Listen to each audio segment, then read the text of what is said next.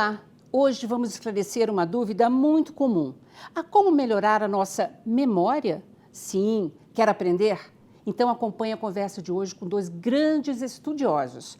Vamos ver que tipo de exercício para o cérebro devemos praticar. O que faz a gente aprender coisas novas? E o que isso significa? No estúdio, Dr. Alexandre Leopold Bussi, médico geriatra e pesquisador sobre memória e envelhecimento na Faculdade de Medicina da USP. E doutora Gislaine Gil, doutora em Ciências pela Faculdade de Medicina da USP e fundadora do Vigilantes da Memória. Prazer tê-los comigo aqui hoje, viu, gente? Você vê, na quarentena nós estamos aqui, eu no estúdio e vocês online, né?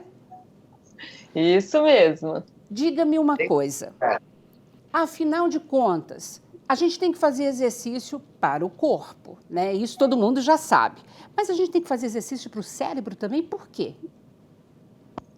Sim, é muito importante o exercício para o cérebro, porque assim como os músculos do nosso corpo, o cérebro ele também tem que ser o tempo todo estimulado, desde do momento que nós nascemos, né, com as informações dos nossos pais, as informações visuais, os sons que nos rodeiam, e conforme nós vamos envelhecendo, é mais importante ainda. Por quê? Porque novas conexões vão se realizando a partir do momento que nós vamos aprendendo coisas novas, seja uma nova língua, seja um novo caminho, seja uma nova leitura. Então, é muito importante essa estimulação para o cérebro também, Lina. Legal. Agora, Alexandre, as conexões, elas chegam um momento que pode atrofiar se a gente não fizer esse tipo de exercício? Isso pode acontecer. O importante é que a gente tenha o máximo de desenvolvimento, né? E quando a gente desenvolve novas conexões, na verdade é aí que a gente consegue mais habilidades, né? Então, quando você vai aprender alguma coisa nova, como a Gislaine falou, por exemplo, uma língua, novas conexões vão surgindo em determinadas áreas do cérebro. Né? Enquanto eu estou estimulando e falando aquela língua, por exemplo, estou estimulando aquele caminho neural, aquelas conexões nervosas. E se eventualmente eu deixo de falar aquela língua, isso pode realmente atrofiar e eu ficar com dificuldade de acessar aquela língua novamente. Mas olha que interessante. Se eu estudar essa língua novamente, eu vou ter mais facilidade de voltar a falar aquela língua do que aquela pessoa que nunca resolveu aprender essa determinada língua. Olha que interessante. Mas isso por quê? A gente fica com algum tipo de memória ali registrado? O que a gente aprende, por exemplo, quando a gente é criança, depois quando a gente envelhece, a gente puxa esses registros? Como é que é? Tem gavetinhas no nosso cérebro? Isso, Lina. Então, o que acontece? Nós precisamos entender que a memória, nós temos estágios da memória. O primeiro estágio, que é muito importante, Lina, é prestar atenção. Então, vamos dizer que estou aprendendo um nome novo de uma pessoa. Então, eu tenho que prestar atenção quando a pessoa está dizendo este nome. No segundo estágio, que é a decodificação, eu preciso entender se esse nome novo que eu estou aprendendo tem alguma correlação com algo que eu já conheço, né? Então, por exemplo, o meu próprio nome, Gislaine Gil. Quando fala-se Gil, é automático a pessoa associar com o Raul Gil, o Gilberto Gil, que são pessoas, né, ícones da nossa sociedade. Então, isso é um processo de decodificação, quando a gente cria uma estratégia. E se ao longo da nossa conversa a pessoa repetir várias vezes o meu nome, nós estamos falando do terceiro estágio da memória, que é o armazenamento. Então, quanto maior a repetição de uma informação, mais fácil a gente evocar.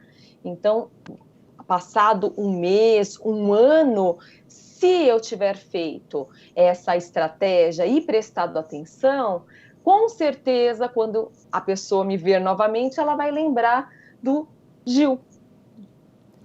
Que interessante, quer dizer, isso então, Giz, são os tais dos envolvimentos que a gente pode desenvolver?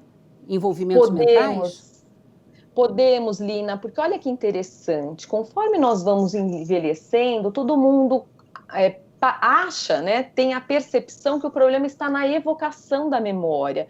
Isso não é verdade, né? O que vai tendo modificações conforme nós vamos envelhecendo é nesses 2 primeiros estágios da memória, que é prestar atenção, né, principalmente se a pessoa não está focada naquilo, e o que vai ocorrendo também é uma dificuldade das pessoas de usarem essas estratégias cognitivas.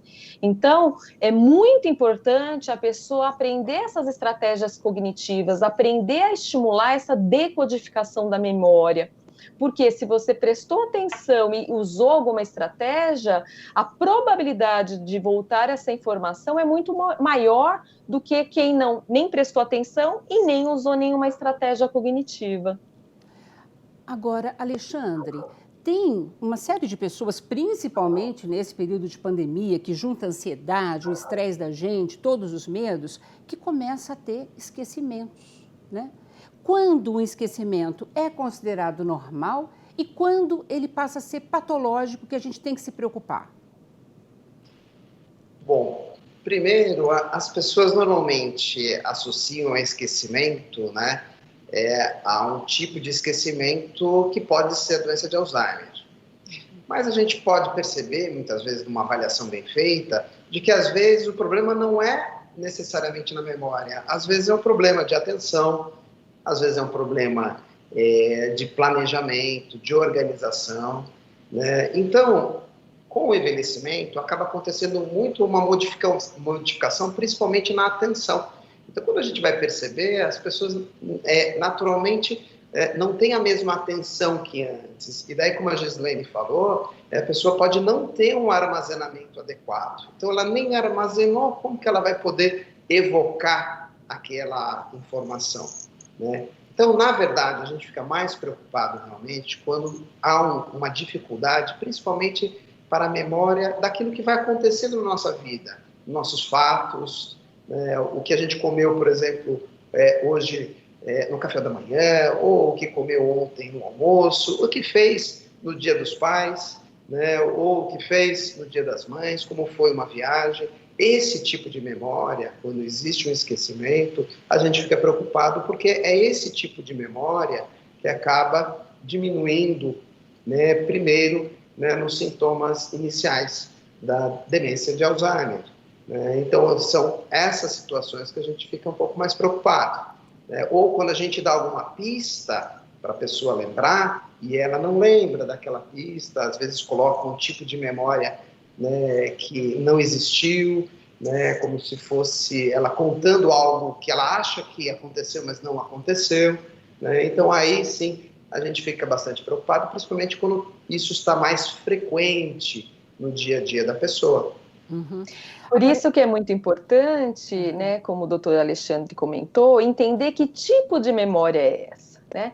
Então, quando as pessoas, elas relatam as suas queixas, né, como não lembrar de um nome, não lembrar de um caminho, de uma lista de compras, né?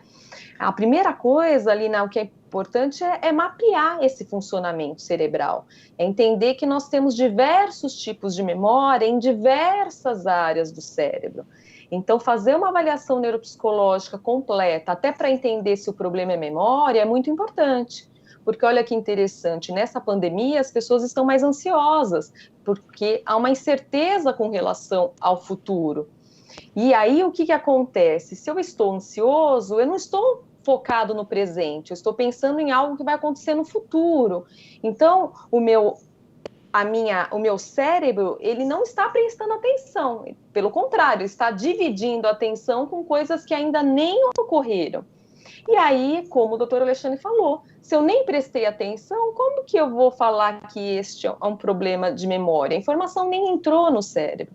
Então, diagnosticar para entender que tipo de memória é essa e se realmente é memória é algo muito importante. E isso vai ficar ainda mais interessante quando a questão altera o funcionamento da vida diária, né? Então, vamos imaginar uma pessoa que repete várias vezes a mesma pergunta, sendo que essa pergunta foi esclarecida várias vezes. Então, aí é no mínimo acender o sinal amarelo, né? Algo não está adequado. Mas isso significa, então, que há exercícios, há como fazer essa avaliação para saber exatamente o que está acontecendo. Se a gente tiver algum tipo de problema de memória, ou pelo menos suspeitar, né, disso. Isso, perfeito, Lina. Então, assim, um check-up da memória é fundamental, né, para a gente entender, então, todo esse funcionamento cerebral, né, todos esses tipos de memória, os tipos de atenção, como o doutor Alexandre falou, o planejamento, né, e não somente isso, né, doutor Alexandre, além da cognição, nós temos que investigar outras questões referentes à vida da pessoa. Isso, uma boa avaliação, na verdade a gente faz com uma anamnese, uma história, né, das doenças que a pessoa tem, eventualmente ela tem sintomas depressivos, sintomas ansiosos, a gente faz instrumentos para verificar se a pessoa tem um quadro depressivo mais importante, um quadro de ansiedade mais importante, uma alteração do sono, por exemplo, tudo isso pode alterar a memória, né, e eventualmente alguns problemas clínicos, né, como por exemplo um diabetes muito descompensado, uma alteração da tireoide, né, tanto um excesso de hormônios como uma diminuição de hormônios, isso tudo são condições clínicas que afetam a memória. Uma falta de uma vitamina muito importante para o cérebro, que é a vitamina B12, né, todas essas situações são condições que quando você corrige, melhoram as questões de memória em muitos dos casos. Então, é muito importante não só uma avaliação, né, própria da cognição, com testes cognitivos, como a neuropsicóloga faz, mas também uma avaliação tanto, né, da parte clínica, né, risco cardiovascular, por exemplo, uma coisa importante, porque o risco cardiovascular pode dar uma alteração cognitiva, tanto nos quadros vasculares quanto na própria demência de Alzheimer, né? E outra coisa que é importante é verificar, junto com o informante familiar, né, uma pessoa que tenha uma convivência, se essas alterações cognitivas estão trazendo, né, algum tipo de acometimento na vida da pessoa, na vida, né, no que ela faz no dia a dia, né, se existe uma maior dependência de alguém para fazer algumas tarefas por conta da alteração cognitiva. Doutor Alexandre, que dicas legais que vocês acabaram de passar para a gente. Mas eu vou pedir licença, nós vamos para um brevíssimo intervalo e logo a gente vai estar de volta. Você fique aí, aguarde, que a gente aí vai passar dicas específicas e práticas para a gente exercitar a memória, tá bom? Até já!